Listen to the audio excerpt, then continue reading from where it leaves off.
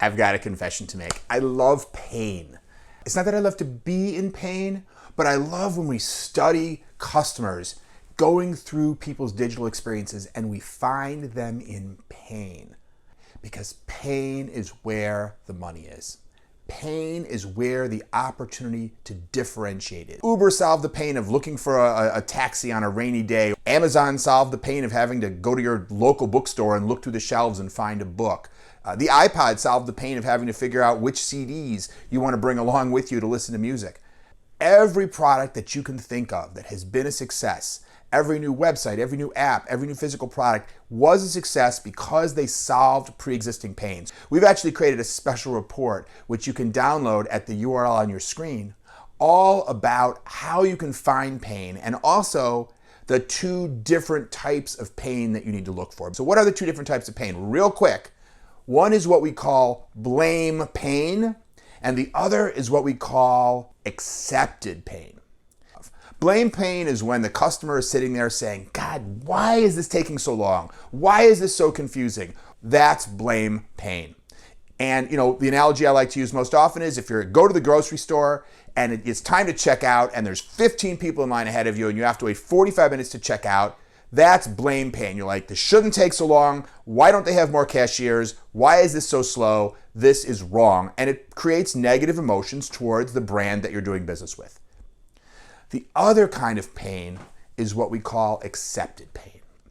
Accepted pain is when you have some level of frustration or inconvenience, but you don't blame the brand you're doing business with. So let's take our same example. You go to the store and you go to checkout and there's two people ahead of you and it takes about 5 minutes before it's your turn and then the cashier rings you up and you checked out. Now, you probably don't get mad about that. You probably have accepted, you're gonna have to wait a little bit, and you consider that accepted pain, but nevertheless, it's an inconvenience.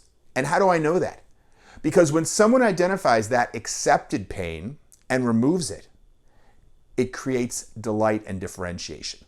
Amazon has created a bunch of stores called Amazon Go. They're pretty ordinary convenience stores. They sell sandwiches and drinks, but they have this technology, you've probably heard about it, that uses cameras so that you can simply walk out of the store without having to check out in any way, shape, or form, and they'll simply charge your credit card for whatever you took. People will drive miles across town to go to what is basically a 7-Eleven and buy things for the joy of not having to experience the inconvenience of checkout, the accepted pain. And so what that means is that when you relieve blame pain, you essentially diminish negative feelings that people would otherwise have towards your brand. That's a good thing. When you relieve accepted pain, you create delight towards your brand because you are giving people a gift. You are taking away pain that they weren't even blaming you for and making their lives better. It's why I'm so excited about pain, because when we find the pain, I know that we're on the trail to something amazing that we can do to differentiate that brand, either to make it less negative to customers and therefore improve the aggregate impression, or even better, create new delight in customers. So check out our special report on the two types of pain, how to find them and what to do about them. And put some comments under this video. Let me know, what's your experience been looking for pain, finding pain? What kind of pain are your customers in? Or what pain do you have with the brands that you do business with every day?